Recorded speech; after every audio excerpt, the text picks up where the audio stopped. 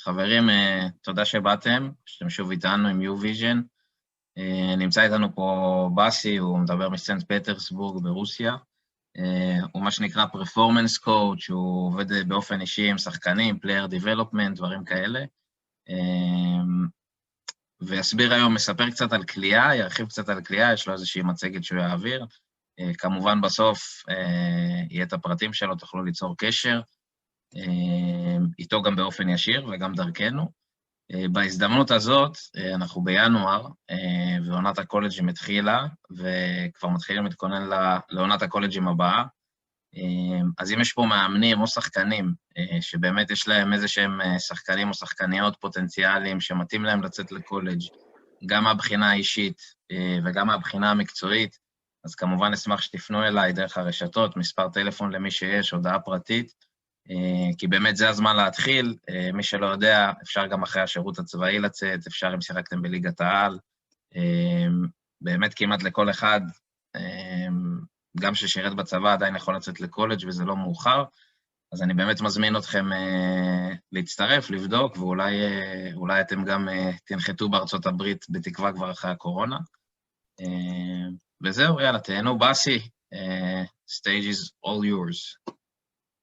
Okay, thank you, Yuval. So I was trying to type in my contact information right away so we don't have to spend some time on it after, but whatever, I'll do it later. So hello, everyone. My name is באסי Prokofiev. Like you all said, I'm from Russia. I'm currently working in St. Petersburg. I do both basketball and sports performance training with professional basketball players. I've been a personal coach for Aaron Jackson, who played with Maccabi Tel Aviv a little bit last year. So I was in charge of both his on-court development basketball part and also his sports performance training, meaning strength training, nutrition, the recovery, just whatever was needed for him in order to perform at 100%, if not 110% every game. And well, today I'm excited to be presenting about shooting, and especially how you can increase shooting efficiency. And this is, I want to say this is very unique topic for me, because when I was playing professionally and in college in States, I was never a good shooter. And always when I had coaches talk to me about shooting, majority of them was saying was, you just have to shoot more. And I'm the type of person who's hardworking and who's eager to come and train at 5 a.m., 6 a.m., 24/7. Really doesn't matter what time. It doesn't matter how much work I need to put in, I'll do it all. But over the period of time, I want to say 4 years, I didn't see big progress in my shooting because I was only doing kind of like volume. So I would do just what everybody does. You shoot spot ups, you shoot coming off the screen. And after I retired and started to work with the players, only at that time I realized how important it is to pay the attention to details on shooting, that if you have bad habits and if you have bad mechanics, it really won't give you much progress if you just add the volume. So in my opinion, it's not quantity transferring to quality, but it's, if you can start already with the quality and then add some quantity, this will give you more results. So it's funny, but now being 4 years already when I'm not playing and not training 2 times a day, I'm a better shooter now rather than when I was playing 4 years ago when I was training 5 hours a day. And it all comes down to the details and how you understand them. And so today I'm going to be presenting 4 of those details to you, and I'll also show the video. So you can ask the questions in the comments, or you can raise your hand here. We'll stop and I'll answer those questions. Or at the end, when I'm done, you can also ask the questions and we'll go over them. So the Instagram handle on the bottom is a little bit different now. It's baasi.pro, baasi.pro. And I'll share my contact information later after I'm done. So the topic, like I already said, it's increasing shooting efficiency. That's actually Aaron Jackson. So the first thing I wanted to say was from one of my mentors, one of the people whom I look up to is Rob Porter, the shooting coach from Miami Heat. So he says that you can be better the next rep, and you can become a great shooter really quickly, just the next shot. So it means if you can understand the details, if you can find out what's missing in your shooting, why you're missing the shots, then you keep working on it and you work on it daily. Then you track your progress and you see the results. So now we're coming down to those 4 details, and I'll talk about them specifically. So let me stop sharing the screen for a second, and I'll be explaining. So first one is going to be straight line when raising the ball. So what I mean here is when you're shooting, if the ball goes only up, it's a simple straight line. Whenever the ball is moving from the side, or you're creating a different line, or if you see from this angle, if it's not straight line towards the basket, but if that's something like that, this makes your shot more complicated and it makes your shot more energy consuming. So that's one. Number 2, it's important to have ball to body connection, and I'll talk about it later. Here, what I mean is how close you have the ball to your body when you're releasing the ball and lifting the ball up. Number 3 is your connection between elbow and the wrist. What's the angle there? And let me just explain it. So if I'm starting to shoot and my wrist is like that, but when I'm raising the ball, my wrist ends in an angle like that, what happens is when I'm raising the ball, the angle in the wrist changes like that. And so imagine this is the comfortable angle. This is the angle when you feel everything is ideal and you can make 10 out of 10. What happens is when you raise the ball and you stop, let's say here, not here, this is not comfortable angle for you. This is comfortable angle. So if you stop here, but you're already at this position, so there's no chance you can adjust it here. You have to shoot it anyway, so you have to adjust with a different part of the body. So if you can have that angle in between your wrist, just the same from the beginning of the shot to the end, it will just decrease the chances of error. So that's number 3. And number 4 is your position, how low you are on the catch. So meaning as soon as the ball gets in your hands, are you ready to go up right away? So all these 4 details come to one thing. If you can make each shot as simple and as repeatable as it can be, because basically what shooters do, what stable shooters do, if you watch, let's say we talk about JJ Redick, you watch 10 shots of the curl of JJ Redick, you will see that almost 10 of them, maybe 9 of them, or maybe 19 out of 20 of them are exactly the same. All his whole motion is exactly the same. So if you can create the same motion, if you can repeat it over and over again, there are high chances that you can increase your shooting percentage. Now, in this presentation, I'm not going to talk about the angles in your elbow and everything. The reason why I won't do that is because if we talking about increasing shooting efficiency, especially in season, what's going to happen if you adjust the angles, that's usually hard. And if you have somebody who's shooting 33 or 35% from 3, who's not a bad shooter, who's just an average shooter, if you will be playing with the angles, there are high chances that the percentage of that player will go down, will drop below 30, and you don't want to do that. If you spend more time on those 4 details at least that I mentioned earlier, then there are higher chances that the percentage of that player will go closer to 40. And it's just when you start to work with the player, what you can see is just evaluate what are the chances of risk and reward. If the risks are higher than the reward, I would suggest looking for something else. All right, so first one, Straight line. So basically you can see two lines here. And what I want you to do is you can either film yourself or you can go and see somebody else shooting, and you can see in the video that you're watching, just take the person out of the video completely. So you only have the ball. Let's say I have this small ball. Imagine you don't see me, you only see the ball. And you're trying to see the ball path that the ball goes through. So there's going to be two lines in my presentation, a red one and a blue one. So most of us are shooting like this. So what happens here when you're raising the ball, 1 second, there's two people coming. So when you're raising the ball is basically here. It has to stop because it's moving away from the basket. And then you have to apply all the energy towards the basket. If you can get the ball closer and move it in a perfect geometric arc towards the basket, that means from the beginning of a shot, you're already starting to apply the energy towards the basket.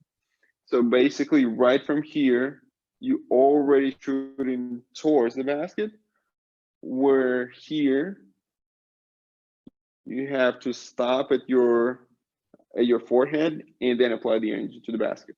Now, I want you to understand that this is ideal if you're working with somebody who's already playing at the junior pro level or on a professional level. It's almost impossible that a player who has the habit of shooting like that with that ball path will go towards this. It's just because, I mean, it's just the muscle memory is already established and you can't change it completely, but you can correct it. And I've had cases where a player is starting like that and then he goes to like that. So the arc that goes back before he applies the energy to the shot has gotten smaller. And what it makes, it just makes your shot less energy consuming. So you basically will have one situation where the current situation, how the player is shooting, and two, you have the ideal situation. And now it's your job as a coach to figure out how your player can fit in. So if this is the ball path of the person that you're working with now, and this is what you want it to be, there should be something in the middle that the ball path of the person will become. And here I have 4 points. So basically just everything, like I said, applying all the energy towards the basket right when you're starting to release the ball to raise it up. 2, raising the ball up and to the basket, not back into the basket. And if the ball is moving away from the goal, away from the basket, it requires extra energy. And below, I'm giving just 2 thoughts that may help you. Is just focus on the ball movement directions when you're watching somebody shoot. Don't think about, at this moment, when you're working with somebody who's playing on professional level or junior pro, don't focus that much on mechanics first, and try to see if you can help that person without changing his mechanics, because changing mechanics may take even longer. All right, number 2, ball to body connection. So let me just first demo again.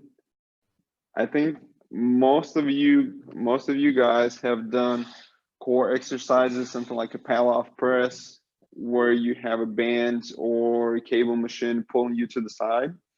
And what you can see is the farther you get your hands, the harder it is to control. More core muscles are activated in this movement. So if you get, let's say the band is pulling me that way, outside to the left, if I'm having my hands close to body, it's easier for me to control. But the farther I go, the harder it is to control that tension.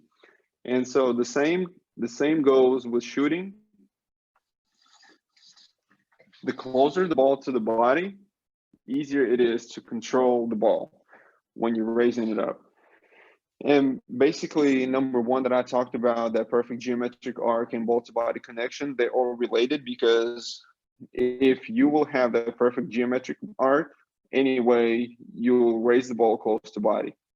So, like I said, ball closer, less energy needed for the shot.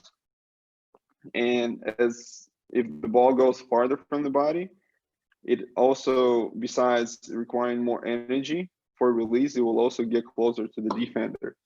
So here I have a great example.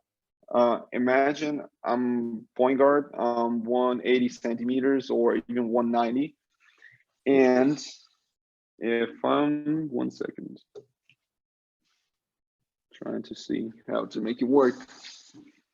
So let's say that's defender's hand, my defender hand. If I'm raising the ball up like this, that's the distance between defender's hand and the ball. And the ball is far from the body. But whenever I get the ball closer to the body, and if I release it here, now that's the distance. We basically doubled the distance.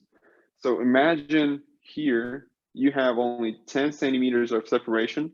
So if you have to do, let's say you have to create more space of the dribble, you have to do a longer step back or attack farther with your dribble and a closeout to have that separation. But whenever you raise the ball closer to body, you get extra 10 centimeters, the ones that you basically don't need to create extra on the step back. Also, the good thing about it, and it's not in my presentation, it's just literally had that experience yesterday with one of the players. I'm sure you've seen the players who, when they shoot, they're kind of like shooting on the way down, not on the way up like you want them. So in my opinion, I won't be a good coach if I just say, just shoot on the way up, don't shoot on the way down. Because if I'm like that, I'm not giving the player a solution. I'm just telling him what I see. And he's smart enough to understand that he's also shooting on the way down, not on the way up. So my thing here is how I can give him the solution to make sure he understands how to solve the problem when he's shooting on the way down. And if we again look at the ball path, and if we get the ball close to the body and then go far, this is the distance the ball needs to travel before it's going to be released. Let's say this is 40 centimeters. Let's say it's 40. But if I get the ball closer to body and I raise it here, this distance is going to be much less than this. So let's say if this is 40 and this is 30, this is 10 centimeters less. And of course, you can get through those 30 centimeters much faster than through 40. And basically, if I'm getting the ball closer, I need to pass only 30 centimeters.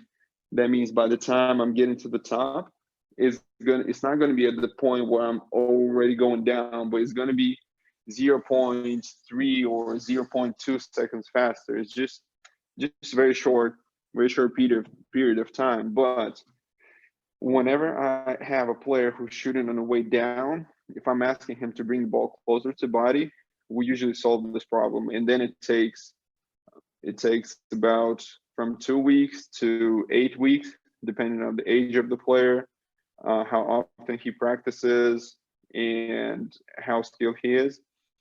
It takes from 2 to 8 weeks to see how it translates to his game.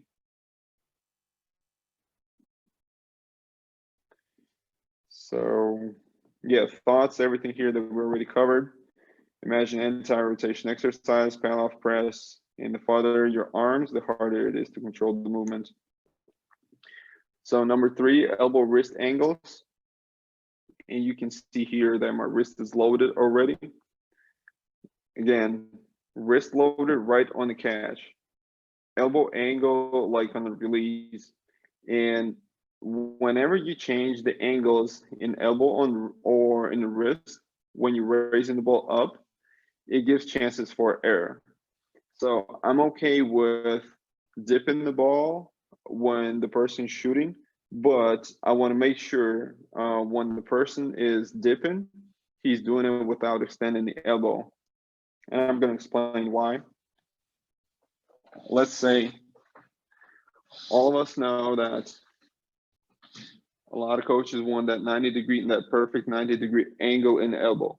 Let's say you're comfortable with the 90-degree, but when you catch the ball like this and you start raising the ball here, you see that there's going to be motion in the elbow. And what's going to happen, let's say you start like that, and when you get to the top, your angle, let's say, is going to be 80 degrees. It's not 90. It's not comfortable. It's not that comfortable. You don't feel that it's a perfect shot, but you still have to release the ball and adjust it with a different part of the body.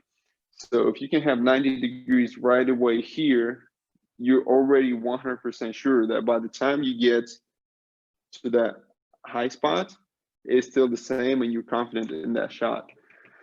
Now, talking about dipping, if you dip like that, I'm totally fine with that because one, there's no change in elbow angle, and two, the ball is still close to body. So what happens if you dip like this?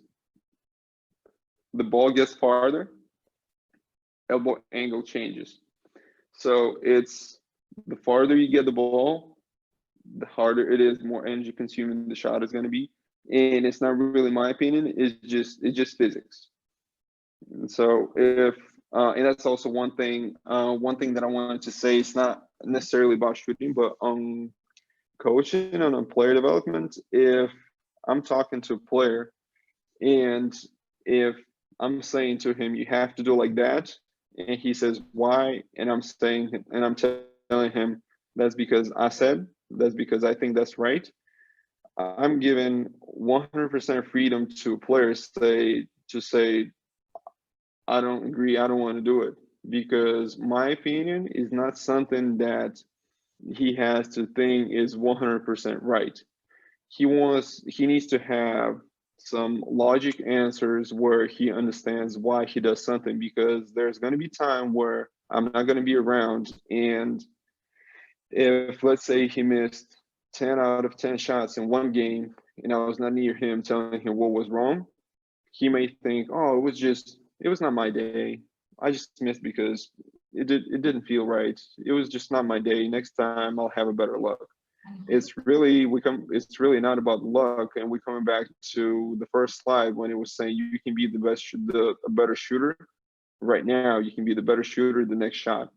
So I want to make sure that players understand what the problem is and how they can solve it. And so coming back to the dip, if you can keep the ball close, this is going to be less energy consuming. This is going to be more energy consuming. And this is going to be also more chances for error. This is going to be less chances for error, because here you have elbow moving and eventually shoulder will be moving. So that's going to be 2 X's. Here you will have only 1 X, and it's going to be just the shoulder. And it may also look to you like running, something similar. If this external cue helps the player to understand it, okay, why not? Also, about the distance to the defender, if I'm dipping it like this, the ball gets closer to the defender hand, possibly if there's a defender in front. If I'm dipping it like this, it's getting farther from the defender. This dip also, the ball path here is less than the ball path here. So I wouldn't say that it's 100% correct to shoot without dip. So if you catch in here, shooting right from here. If you need a little dip, I'm totally fine with it, because this is something, it's just a way for a player to get the energy for the shot. All right, thoughts? Yeah, perfect. I didn't talk about that. So before you work with the player, ask him or her how many shots out of 10 feel perfect. Just how many? 1, 2, 3, 10. Usually good shooters will say the number in between 7 or 8. I've had very few who said 9. I had no one who said 10. I have a lot who say 3, 4, maybe 5. And besides seeing the results, it's important for me to see how players' thinking has changed. So if I'm working with somebody for 2 weeks, I see his shooting got better, more stable, and I'm asking him how many shots out of 10 you feel perfect, and he's saying 6, but before there were only 4.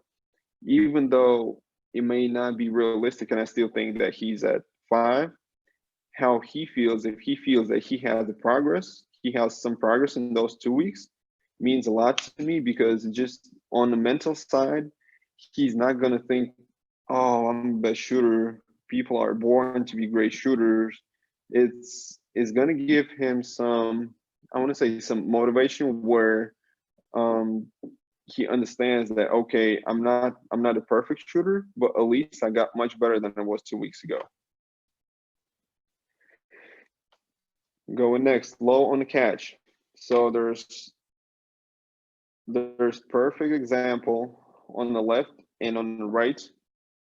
Usually, what you may hear is when coaches ask you to go low, they say bend your knees. So knees are reactor joints; they'll bend anyway. So if you can ask your players to bend the hips, this will be more beneficial, because if we see these two pictures and if we compare them, here on the left, Max is only using his quads. If we talk about lower body, quads and a little bit his calves, that's it. He doesn't use no glutes, no hamstrings, nothing. Here you can definitely see that his quads are more activated. Oh, not quad. His glutes are more activated. So is his low back. So basically he's in a more stable position. Now, if we look at this shot, he will be moving like this when releasing the ball. So he will be going back and then towards the basket.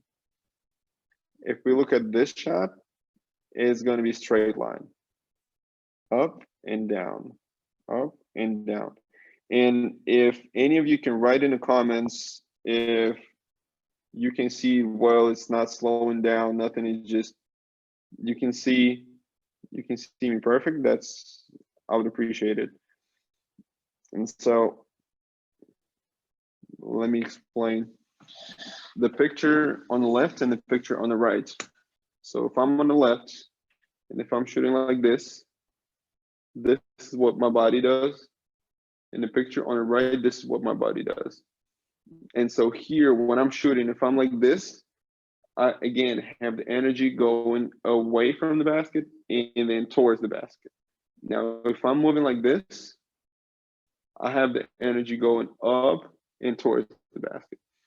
So how you can teach it, you can first teach a person how to squat, at least a quarter squat, and all squats starts with that little hip hinge.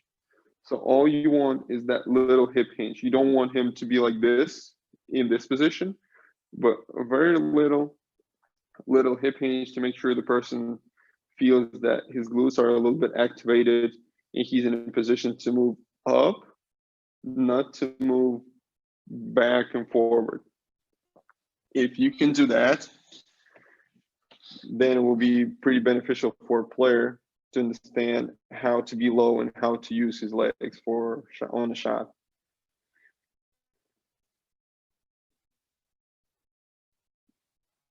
Okay, now again, evaluating these two positions. So ready to go up as the ball hits both hands. I would want to see, ideally that's the spot up, I would want to see this position. If this is something where players coming off the curl, I want to see something, I want to see the angles similar to that. So that's one. Then number two, center of gravity is in the middle. So here it's a little bit on his toes, but here it's right in the middle. Okay. Then, and you can see here, bend hips to get low, not knees only. And then how low you have to go. You can ask a player to jump as high as possible off 2 feet, and then just record the jump and notice how low the player has gotten. So here is just, if you will give him the details, then he'll be thinking, okay, the angles, this and that. But if you just ask him to jump high, you'll see his instincts. So if you can ask me, jump as high as I can, I'll be here ready to jump. And whenever I'm ready to go up, this is the screenshot that you need. If you can see the angles in the knee, the angle in the hip, you'll understand that player instinctively was at this position because he felt that that was the position where he's able to create, to generate as much force as possible when going up. So then you should at least focus on shooting, staying as low as his lowest position on jumping off 2 feet. Now, what you can do to make your player get lower is to work on the hip mobility. And then here, another great example, I've been working with a player who couldn't go lower than this. And whenever I ask him to go lower, he goes like that. And I don't want to do that because he'll have to go back and forward. So if I'm going to be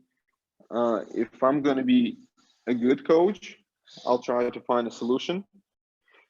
And the solution was to make sure we work on hip mobility at least 10 to 15 minutes today, maybe twice today, 5 and 5 minutes. But if I'm just going to be an average coach, I'll just keep yelling at him, get lower. Oh, come on, you stupid, just get lower. This is not the solution. You're just pointing out the problem again.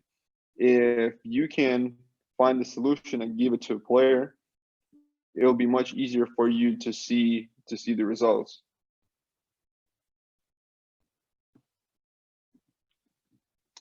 Okay.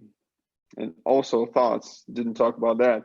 So if we take shooting and running, especially if we take shooting like that, it's quad dominant. So your quad is already tired.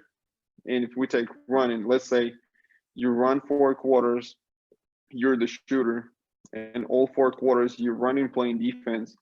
So your quad is already tired and your glutes are still, your quads are already tired, but your glutes are still kind of fresh. And so if on shooting, when you're getting low, you're using quads again, by 4th quarter, they're already done. So it means that the shooting won't be very stable and you have to adjust your shot. But if you can engage the glutes here, if you can use your hips a little bit more, then by the time you get to the 4th quarter and you're shooting, you're still recruiting more muscles than just your quads. It's going to be quads and glutes. So this gives higher chances that your shooting will be more stable and that you won't be that tired by the 4th quarter. And so recruiting glutes can shift the load. All right. And we're coming back, we're going to off the dribble keys. They're basically all the same that I talked about earlier, those 4, but we'll just add some details here. So one is higher ball pickup. So when you're shooting off the dribble, pound the ball harder to make sure you can get it a little bit higher. And again, we're talking about the ball path. If I'm pounding the ball and picking it up from here, that's the distance that ball has to travel. If I'm pounding the ball and picking it up here, so pound here, not here, that's the distance that ball has to travel. So 10 centimeters less means that this release will be faster than this release. And the faster your release is, harder it is to block you. 2, like I said, hard last bounce. So if you have a hard last bounce, you can use more energy for the shot. And talking about this,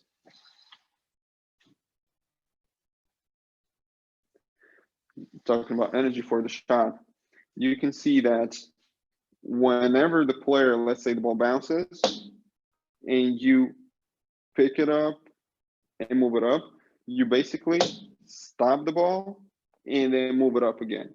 But if the ball is going up off the dribble, you pick it up and keep moving up, then you can use the energy coming from the bounce and apply it right into a shot. So basically going to be like this. And you just apply very little energy to make the ball go high. So it's basically meaning that you won't need to raise the whole weight of the ball. You can lift only the part of it because, again, through simple physics, you're already applying some, you already have some energy coming up off the bounce. And I'll have a video that will demo it.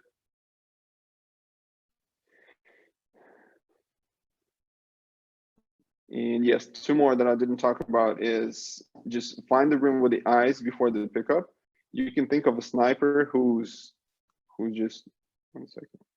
You can think of a sniper who's sitting like that. And so if you off the dribble, if you pick the ball up, then look at the basket, it will take longer time for you to locate the basket where it is to figure out how you should shoot it.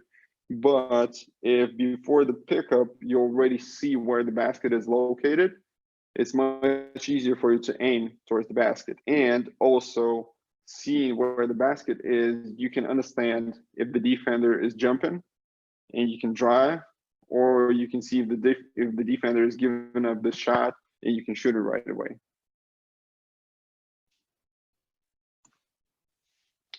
And the last one here is just shooting hand ready before the pickup, rather than you pick it up, then load the wrist.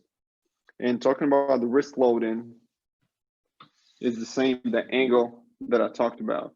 So if let's say I'm dribbling with the left and I'm right-handed, if I'm picking the ball up, rotating the wrist, then raising it up, that means I have 1, 2, 3 actions. But if I'm picking it up, my wrist is already loaded. That's 1, that's 2. So it's basically 2 actions versus 1. Now, let's say we're talking about how we should pick it up. If I'm moving my shooting hand towards the ball, then I'll have the ball path like this.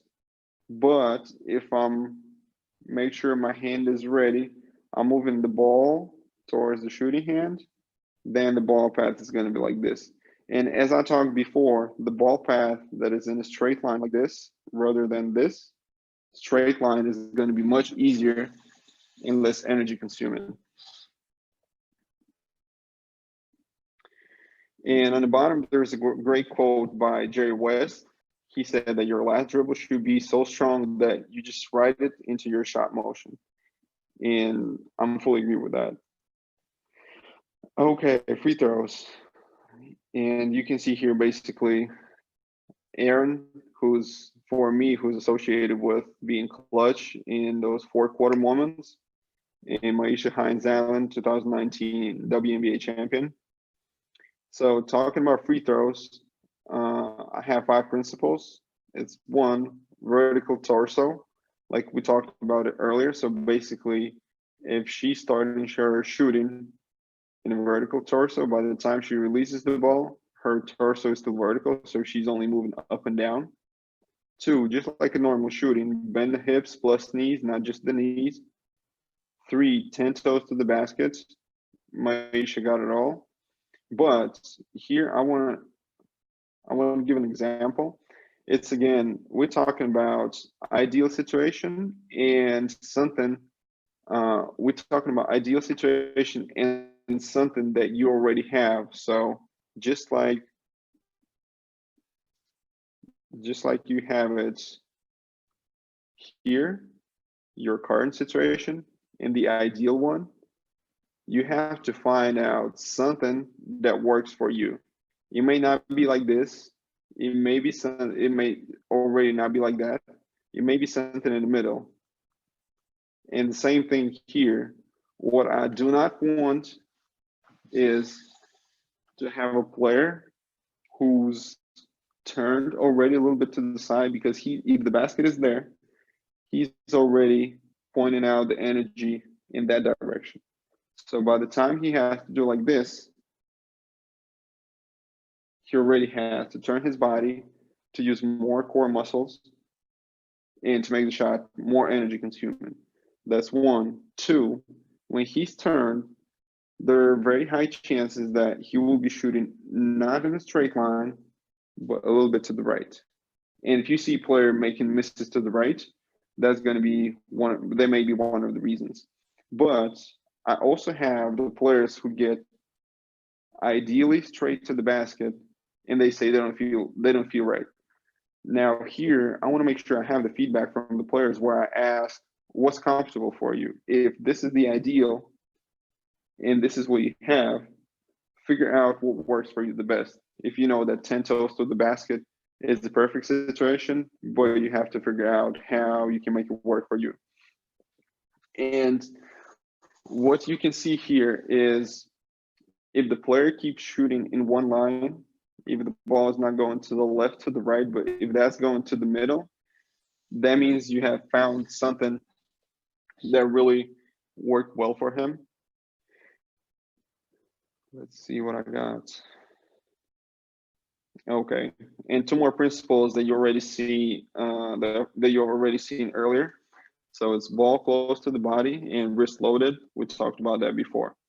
So thoughts here that I have is one, calm the ball down, no rush. And two, you can have any routine, but try to reduce fast movements. Why I'm saying that? Let's say you play defense, you stole the ball, you went for the drive, they fouled on you, you fell, you have to shoot 2 free throws, your heart rate is up. It's like your heart is going up, like up and down like this. Then when you get to free throw line, you do this.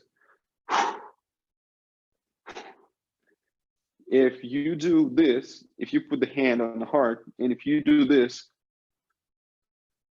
50 times, your heart rate will be higher rather than if you do this nice and slow, calm yourself down. And when you're at the free throw line, you want to decrease that heart rate. And so instead of doing something like this, try to come up with something that'll make you calm down and make you relax a little bit more. So slow movements, slow, smooth movements on the way down. And then one more thing that I didn't mention here, and I had the coaches saying, one second.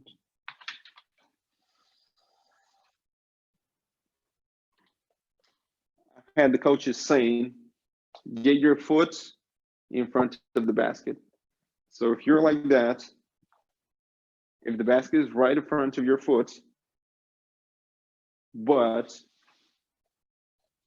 you're shooting the ball from here, that means, yeah, your foot is right in front of the basket, but the ball is on the right side and the rim is here. You have to shoot it to the left and vice versa. If your hand is still here, right in front of the basket, but you're shooting it from here, that means that you have to shoot to the right. So what I'm trying to say is, instead of asking the players to stand with their shooting foot right in front of the basket, try to ask them, try to see where they release the ball from. And it can be different for some types of players. It can be, if I'm releasing the ball from here, make sure that the ball that is located here is going to be right into straight line to the basket, so I have to shoot it forward. If I'm shooting from here, same thing. You have to move to the left 3-4 centimeters to make sure the ball is right in front of the basket so you can shoot straight. If you have the ball here, move it in a way where you still have to shoot there in a straight line. So there is not a perfect position on a free throw. I want to say that it really depends on the spot where you're releasing the ball from. And basically, if you're working with somebody who's already playing professionally or even on the junior pro level, these details can be changed pretty quickly. And talking about risk and reward ratio, the reward here is much higher than the risk, rather than if I take somebody and I'll start changing all the different angles. Okay, so now we're going to cover a little bit how you can change the habits. And if we're talking about the habits, here there were plenty of studies that show that it takes, I want to say, from 300 to 500 repetitions to learn the new movement, and it takes from 3,000 to around 4,000 or 5,000 repetitions to change the old habit. So if you have someone who has been already playing basketball for 6 or 7 years or even 5 years, it may take longer to change his habits, meaning the ball close to the body, releasing the ball on the way up, rather than somebody who's playing basketball maybe for 3 years, and vice versa. If you have a 28-year-old professional basketball player, you have to be patient, and it will take longer time to adjust his shooting, rather than if you take somebody who is 20-year-old. So how I do that? First is going to be a drill that is stationary, doesn't require no footwork. We focus on 1 or 2 details. 2, we add footwork with little space coverage, maybe half a meter, maybe 30 centimeters. Then we increase the space coverage, meaning the player has to go longer. If, let's say, we go on shooting off 1 dribble. And then we add speed, but the speed has to be still controlled. So if you go 100%, but you can't control your shot, I'll ask you to go 80 first. If at 80% you can control your speed, we go 82. Then we go 84, 86, until we get to 90 or 95. But if you can't control 95, we'll go down again. And only after that, you'll go game-like. And so there's a thought. I already mentioned that when I was talking about free throws. Players who struggle keeping the torso vertical when going down work on hip mobility. And there's an app that I love using. I think it still has 2-week free trial.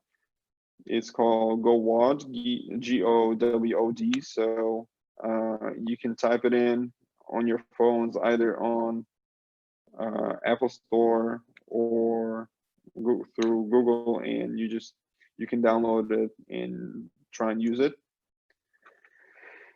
Now, how to count makes. I'm trying to stay away from typical 5 spots, 10 makes, or just make 5 or make 3. We have variations. So 1 is all net only. So if the ball hits the basket, it doesn't count. The ball can only touch the net. So that's all net. Then 5 plus 3 means the person has to make 5 first, just 5 shots. And then it has to be 3 in a row. So if you made 2 and you missed the 3rd one, then you still need to make 3 in a row. Then 3 is just, you go by points. Let's say you have to make 3 points. Each point is 3 in a row. And then in the same drill, let's say just regular 1 dribble pull up off the wing when you're attacking closeout, every 3rd make that you have to make has to be off the glass. What it does, it makes a player think, and the player might think, okay, if I have to make this off the glass, shooting off this angle may not be that good. I'll have to go a little bit more to the left. So whenever the player is thinking, there's more chances that it's going to be translated to the game, rather than he's just making 10 shots and just shooting it like a robot. Because if we're talking about the game situations, in the game, there's never a person shooting with a face like that, just going and making a shot. It's always something happening in the mind. He's either reading the defender, trying to figure out what he can do, seeing where his team at, and just see the spacing on the floor.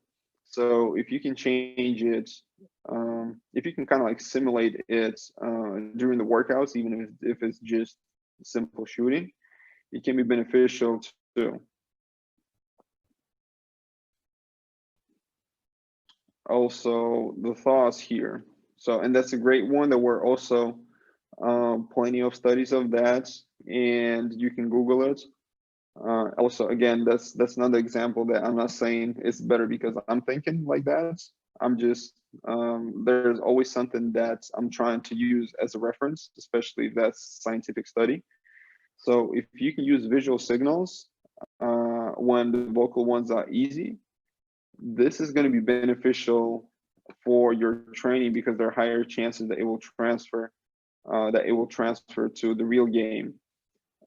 There's a good thing that the player can react to what he hears, but if he can react to what he sees, it's going to be even, I want to say it's like the next level, because in a game you'll be reacting based on what you see mostly. And how I came up with this idea was when I was working with Aaron, again with Aaron Jackson, and we've been working for 2.5 years. And after our first year, it was the off season. We're getting ready to go to China for year 2. I saw that it was pretty easy for him to react to those vocal signals. It was just, he did very easy. I didn't see that struggle face. It was always like relaxed. And so I was trying to figure out what I can do to make sure that he's still struggling in the workouts. And I started to use the app. It's called Strobe Light. It's free to download. Yeah, I typed it in the comments, so you can search for that too. That shows you colors, and basically when he's coming off the screen, he has to see the color. If that's a blue, he has to pull up. If that's yellow, let's say he has to do a step back or something like that. And I immediately saw the difference. I immediately saw that it took longer for him to process the information, at least within the first couple of months. And then I decided to Google it and see if there were any studies related to it. And these were actually a couple of the studies that I found out. And it was saying that there are slower brain muscle signals when the person is reacting to visuals. And if you can type it in something like that, you will see some articles pop up. Okay, almost the last slide. So the mindset that I have is, and that's just a perfect quote by Tupac. That's basically the mindset that I have when working with the players. So I'm not saying that I'm going to change the world, but I guarantee that I'll spark the brain that will change the world. So if you can affect the person that you're working with, if you can influence him or her, there are high chances that he's going to inspire somebody else, and that person is going to inspire somebody else. So basically, if through all the people who stayed through this presentation, let's say we got 15 now, if our talk inspired maybe 3 of you coaches, or if there's some players here, then you can share this information to somebody else. That's another 2 people. That's already 6 people. And we'll get more and more people. So basically, you're just helping others to get better. And to finish that up, I wanted to go with the video.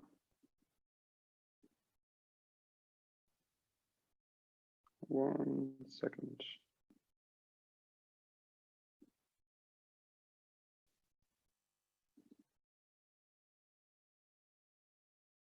So that's Jason Randall. This season, he started with OKC Thunder, and he played in China before. So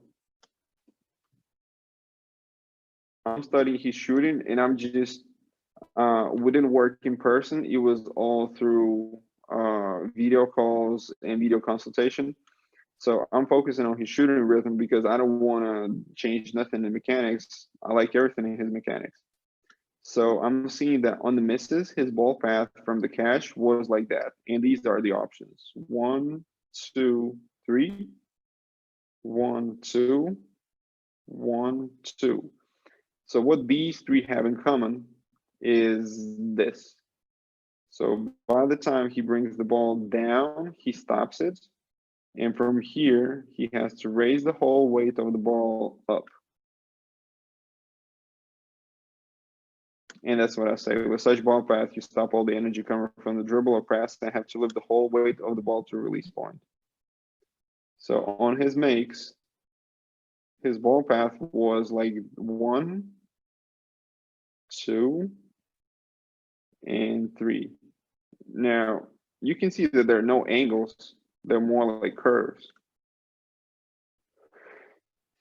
And then it's just explanation. Shooting like that, you're able to use the energy coming from the pass and apply it to the shot. And this way you don't have to spend as much energy to release the ball. And your shot looks effortless. So with the miss, he stopped at the hip, and it was also... Bassi, I'm not sure if they're able to watch it. For some reason, I can't watch, so... Oh, really? Yeah. It's kind of like stuck on the... Oh, you see the black screen with the files? Yeah. Interesting. Let me try it again. Can you see my screen now? Yes, but not video. Now I see that you choose it. Okay. Okay, now it's good. 1 second. Now works? Yeah. Okay. So yeah, let's go like that. So I'm glad you said that. So I'll just go slow.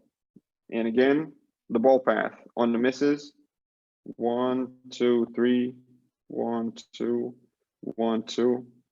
On all the shots, the ball stopped at the bottom. So he had to raise the ball all the way up. And basically all the energy coming from the dribble or pass, he cuts it down, and then he has to lift the whole weight of the ball to the release point. Now on the makes, it was always like that. So it was always something like a curve or just a straight line, and that was a perfect pass in a perfect situation. And that's what I'm saying to him. And so we can see now, that's the miss, stopped, up, stopped, up. Now, if I would see him, if I would work with him in person, then the next thing we would do was to work on getting the ball closer to the body.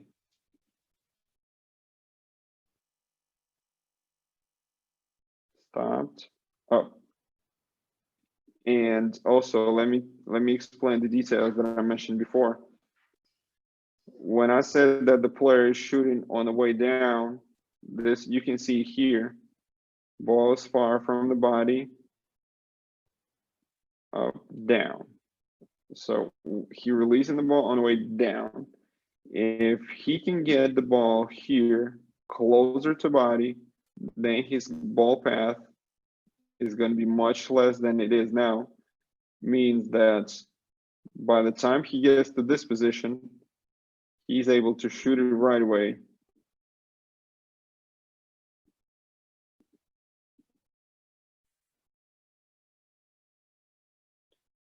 So these were the misses. Stop, up. And now you can compare the ball path on these makes. The ball kept moving. It didn't stop. Moving, even though it's far from the body, but it's still moving. Nice and smooth. Moving, and this was close to body too. One motion on the way up. On the way up. And you can message me also either on Instagram or through email, and I can, besides the presentation, I can also send you the link to this video. And this is just the perfect situation with Klay Thompson. You can see the ball keeps moving. And now another one, John Jenkins. Again, the ball keeps moving. Catch, doesn't stop. Able to apply their energy from the pass. And then we see the same off the dribble. Keeps moving.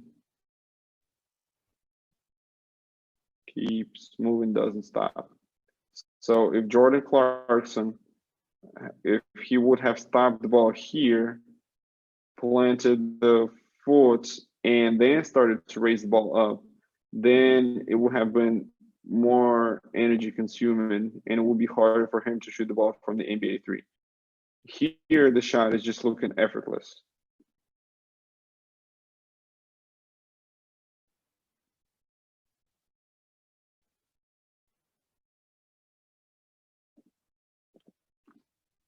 Okay. Man, that's perfect timing. 1 hour. So, last slide that I have, and I'll adjust my contact information. I'll put it down in the comments so to make sure you got good contact information. The email is still the same, Bassy_training@bk.ru. Instagram handle will be different. It's bassy.pro. I'll write it down now in the comments. So now I want to make sure I answer all the questions. If you have some, feel free to ask. You can either comment and I'll read it out, or you can unmute yourself and we go from there.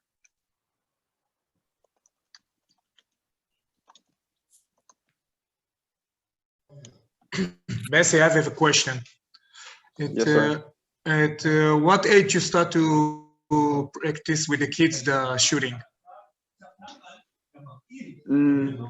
I don't, to be honest, I don't really 10, have 11. working with, so I don't really have big experience working with the kids, but right now I've been working with 9-year-old kid for the last month. And we have applied the same shooting principles to his shot. We don't go farther than the paint. And within 2 weeks, we were able to go from inside the paint to a free throw line where he's shooting it, where he's not pushing the ball, but shooting it, having perfect principles. And so I would say you can start doing it with the players who may be 9, 10, 11, or 12. But it would really depend on the player. If he's still the kid who kind of still just wants to have fun, just wants to shoot the basketball, to shoot the basket and make it to the basket, then it may be hard for you to apply it all. But if you have somebody who's kind of like already dedicated to it, at least a little bit, and trying to make his shooting better, I think you can do it with even the 10-year-old kid. But I don't see it realistically. I don't see it possible to do with a group of kids who may be 9, 10-year-olds. So probably if we're talking about groups, I would say 13, something like that. If we're talking about individually, then maybe 9, 10. All right, thank you. Yep, you're welcome. And I got one more from Kobe Pinto. Hey, Bassy, thank you for your time. What's your solution for high arc? He's 13 years old. So if I'm understanding the question correctly, is either the person shooting with high arc or he's shooting with low arc. Kobe, can you please, you can unmute yourself and ask the question, just so specify it, or you can type it in. Kobe, I see you unmuted. Can you hear me?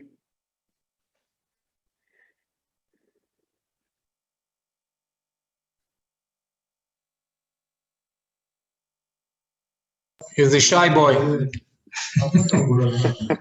Maybe, yeah. Because to be honest, I don't really understand what exactly the question means. But if we're talking about the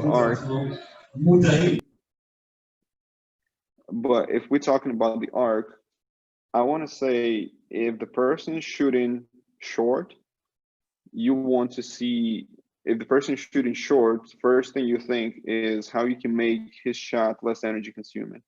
If the person is shooting far, if the person is shooting long, then your question is how you can figure out what the player is doing when he's shooting not up but forward.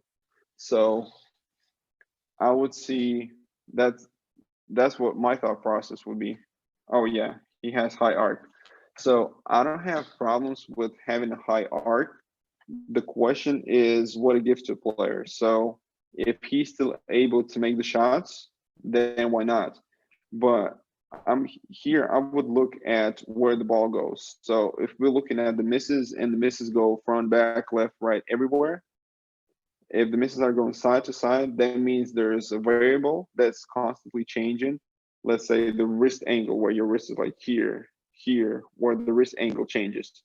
You have to look at that. Or if the ball, let's say if the ball is lying on the more kind of like on the left side, not in the middle of the hand, but more on the left side, that means that the person will be pushing the ball to the left. So yeah, he has high arc. So I would say when evaluating the shot, it doesn't matter if the person is shooting high arc or low arc, look at where the ball is going. The perfect situation is if the ball is going in a straight line, even though it may hit front of the rim or back of the rim, it's still okay because that gives me a solution that the person is shooting in one straight line. And if he's shooting in one straight line, all you have to do is just adjust the ball position, how close it's going to be, especially if that's short, just so the shot will be less energy consuming, or see if that hits the back of the rim, see how you can make him shoot less forward, more up with the body, and more up with the hand. But I wouldn't want the hand to be like way here. I would say something around 45-degree angle, or if we give him the external cues, and usually players will go better with that, I will go elbow to eyebrow or something like that. Hopefully that answered the question.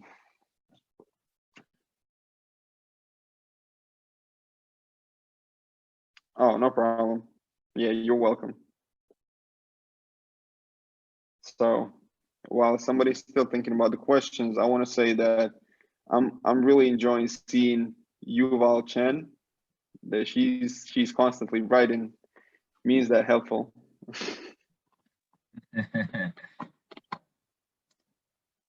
יש עוד שאלות? Oh, all right. If there's Okay. yeah, she wrote a lot. I can Okay, tell. that's great. Yeah, so again, if there's no more questions, you have my Instagram here, my email. You're more than welcome to contact me. Sometimes it may take 1-2 days for me to get back, and I apologize in advance that it may take that long. But one thing that I really try to do is to make sure I respond to everybody who's messaging me, because my job as a coach, first and foremost, is to share the information with the people, just so I can help somebody out. Because eventually, us as coaches, if we can take the players where they can go by themselves, that means we're doing our job really well. Well, I guess no more questions, you all. Thank you very much for this opportunity. באסי, thank you so much for your time. I really appreciate it. And obviously we'll post it on YouTube, Facebook, Instagram, everywhere, so people will be able to watch it again if they want to. And hey, I mean, after coronavirus situation, I hope we can bring you into Israel to share with the country and let you work with some of our, players. So I can't wait for that. And hopefully this summer, God willing. Mm-hmm. Yep. And one more thing, by the way. So if I'm sure you'll share the video with me after it's uploaded. So what I'm going to do after you share it with me, I'll still have to study it and watch how I did. So it makes me think what I can do better from my side. And this is a great thought for coaches, if they can not only see how they improve the players, but if they can also see how they can improve themselves, how they can improve the way they share the message to other players, or how they explain different situations, their body language, this will also make them develop too. So it's not just about developing the players, but also about developing yourself. Always, that's a great point. Always. אוקיי, באסי, thank you so much. חברים, תודה רבה לכולם. You're welcome.